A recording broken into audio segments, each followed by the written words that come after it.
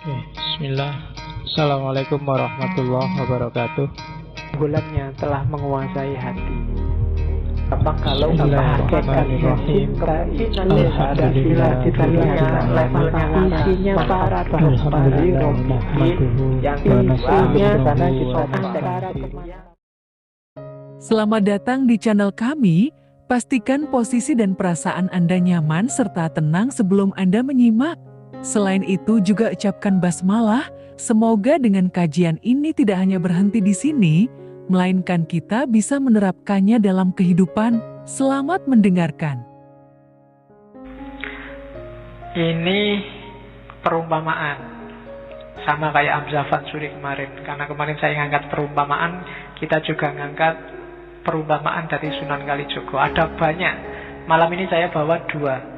Saya bawa cangkul sama luku, alat untuk membajak. Ya, bajak sawah bukan bajak laut. Nanti bajak laut beda. Mungkin bisa membayangkan ya alat bajak itu yang bentuknya, yang tani mesti ngerti lah. Ya, ada cekelan, ada pancatan, ada tandingnya, ada singkalnya, ada kajennya, ada olang-alingnya, itu ada racuknya.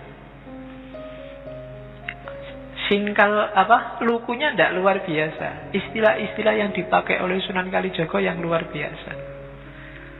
Bayangkan menjelaskan pasar menjelaskan hidup pakai pasar. Itu orang awam cepat menangkapnya. Dibandingkan kamu pakai teori-teori yang jelimet. Ini juga menjelaskan hidup pakai luku. Luku itu yang baca itu ada cekelan. Cekelan itu maksudnya pedoman. Kalau baca bagian atas itu yang dipegangi Pak Taninya itu cekelan namanya. Setelah cekelan ada pancatan. Pancatan itu tempatnya Pak kaki. Telapak kaki nangkring itu pancatan namanya. Terus tanding. Tanding itu pasaknya yang diikat di bagian masuknya singkalnya itu namanya tanding. Terus ada singkal. Singkal itu yang bagian balik tanah dari, nah itu namanya singkal. Yang bikin binatangnya agak seret itu kan singkalnya, karena dia harus balik tanah. Terus ada kajen. Kajen itu mata singkal. Mata singkal itu yang tajam, yang itu namanya kajen. Terus ada olang-aling yang panjang itu. Terus ada racuk. Racuk itu biasanya yang nanti ujungnya di gegernya binatangnya, modelnya melengkung ke atas ini. Ya punggung ya, geger. Jadi itu namanya racuk. Cekelan itu pedoman yang jelas. Kalau pancatan itu tumpuan, amalan. Jadi cekelan itu simbol dari pedoman. Hidup itu butuh pedoman. Setelah punya pedoman, pancatan diamalkan. Jangan didiemin aja. Ilmumu banyak, bagus-bagus, amalkan. Kalau tidak begitu, tidak ada gunanya. Nah, semakin luas wawasanmu, butuh tanding. Tanding itu, ada banyak alternatif. Bisa ini, bisa itu. Pilihlah yang paling tepat. Jangan sampai keliru. Karena kalau keliru nanti tersesat. Nah, itu tanding namanya. Terus ada singkal. Singkal itu sing sugih akal. Sing sugih akal itu akalmu harus jalan dong, kreatif. Jadi jangan mandek, jangan manutan aja. Itu singkal. Nanti ada filosofinya lebih panjang. Bagaimana tanah itu dibalik. Yang tidak kreatif, yang mati ditaruh di bawah, yang subur ditaruh di atas. Jadi kalau kamu tidak kreatif, kamu akan dibalik oleh singkal. Kamu akan ditindas oleh orang-orang yang kreatif, yang akalnya jalan. Nah, itu singkal. Terus ada kajen. Kajen itu dari kata kasawijen. Jadi fokus. Biar singkal, tanding, pancatan, cekelan efektif, harus fokus. Kalau nggak fokus nanti garap sawahnya orang lain. Sukanya nyeramai orang, dia sendiri rusak. Tidak bisa, harus kajen, harus fokus, bersatunya pikiran, perbuatan, dan cita-cita. Jangan lupa ada olang-aling. Dalam hidup itu banyak penghalang. Karena itu pada akhirnya semuanya adalah racuk. Racuk itu mengarah ke pucuk. Ya, itu mungkin yang dipakai jargon oleh teh itu. Mengarah, ya, mengarah ke pucuk. Yo kamu saingi bikin teh mereknya racuk. Ya, mengarah ke pucuk. Maksudnya apa? Orientasi dari semua yang kita lakukan itu tetap harus ilaihi rojiun, kepada Allah, ngarah ke puncak. Nah itu lugu. Itu kalau ndak orang cerdas luar biasa susah bikin analogi. Ndak cuma memaknai tapi bikin sealat-alatnya. Nah itu Sunan Kalijaga. Saya bawa juga. Sebelum lanjut, jangan lupa dukung channel kami. Selamat mendengarkan kembali. Saya bawa juga cangkul. Cangkul itu kan komponennya 3. Paculnya, bawaknya, sama dorannya. Pacul itu ya yang tajamnya itu yang dipakai macul. Bawak itu lingkarannya yang nanti dipakai nancapnya tiang. Nyangkepnya pegangannya itu. Terus doran itu pegangannya itu. Itu juga istilahnya istilah filosofis. Pacul itu adalah ngipatake barang kang mecucul. Ada yang bilang ngipatake barang yang muncul, menyingkirkan yang jelek-jelek.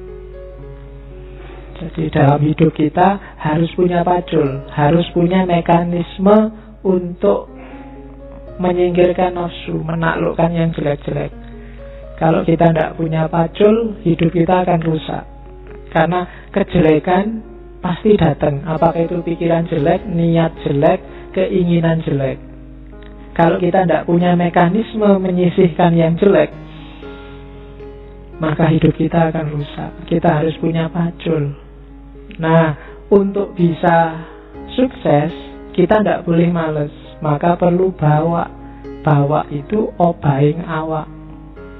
Berusaha jangan diam saja untuk menyingkirkan yang jelek-jelek. Nah, selain kamu harus gerak, kita juga butuh doran. Doran itu singkatan dari ndonga marang pangeran. Yo, kita gerak sih usaha hati, tapi jangan lupa Allah yang bisa intervensi sukses atau tidaknya, maka berdoalah. Jadi singkirkan yang jelek-jelek, berusahalah dan berdoalah. Lahirnya pacul. Susah ya, meskipun kalau kamu lihat pacul kan bayanganmu nggak ke sana. Padahal maunya Sunan Kalijaga ada filosofi di balik itu. Itu yang saya sebut tadi. Semakin tinggi wawasanmu, sekarang ada makna baru. Kalau dulu pacul ya pacul aja, tapi sekarang ada konotasi baru terhadap pacul.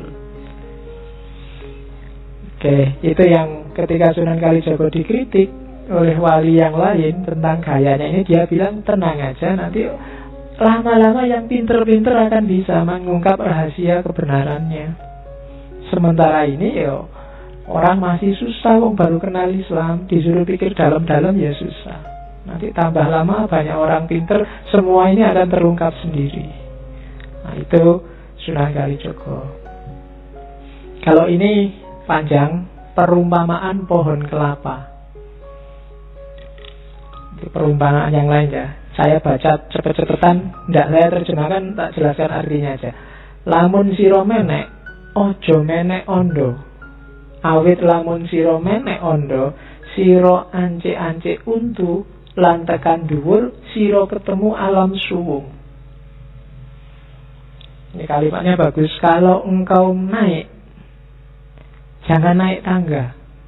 Karena kalau engkau naik tangga, kamu melewati anak tangga demi anak tangga, sampai di atas kamu hanya ketemu kekosongan. Gak dapat apa-apa. Mungkin tinggi posisimu, tinggi derajatmu, tapi kamu gak dapat apa-apa. Itu naik tangga. Tangga itu kan puncaknya gak ada apa-apanya. Jangan sampai aktivitas kita, jadi apapun posisi kita naik tangga.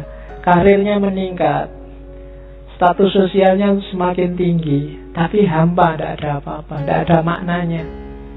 Hidupnya muter aja.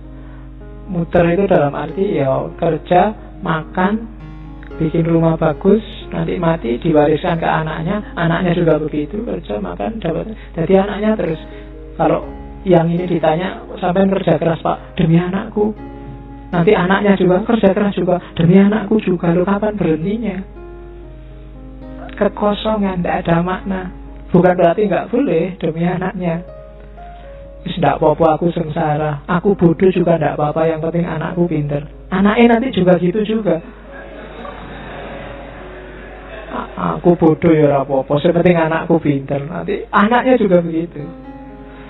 Nah, gitu. Kayak kamu kan juga gitu, wah filsafat susah, tapi penting, besok anakku lah belajar filsafat. Jadi anakmu juga gitu, susah filsafat. Anakku aja, ya kapan sih pinter filsafat, sobat terusan. Ya kan? Mungkin kamu naik tinggi, tapi kamu naik tangga yang akhirnya kehampaan. Naiklah kelapa. Oke. Nanging lamun sira meneo wit galinggang. Wit galinggang itu kelapa. Sira bakal ngelewati tataran lan ngerangkul wit galinggang. Tekan dhuwur sira ketemu apa? Sira bakal ketemu wah, ya wohe galinggang. Jadi kalau kamu naiklah kelapa sampai di atas, buahnya ada jelas. Dan ada tatarannya buahnya itu. Saya ringkas ya. Buahnya itu diawali dari manggar. Setelah manggar ada bluluk, terus cengkir, terus degan, terus kelopo. Ada levelnya. Kematangan ilmu, kematangan beragama, kematangan hidup itu harus step by step sesuai levelnya sampai puncak. Di luarnya perangan jobo siro ketemu apa? Ada tepes, watak enteng, masuk ke dalam lagi ada batok, masuk ke dalam lagi ada apa? Degannya, masuk ke dalam lagi ada airnya. Bahkan masuk ke dalam air ada lagi rasanya. Degan itu kan itu. Di luar batoknya yang keras, di balik batok ada dagingnya, di balik daging ada airnya, di balik air ada rasanya. Masuk lagi ke dalam rasa, siro akan ketemu janur.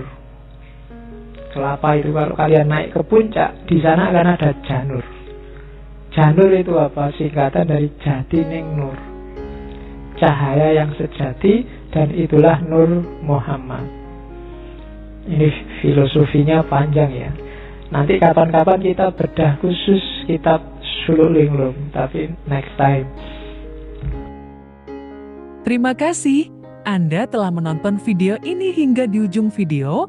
Akan senang hati kami bila mana Anda mendukung channel kami, like, komen, dan subscribe. Semoga hari-hari Anda menyenangkan.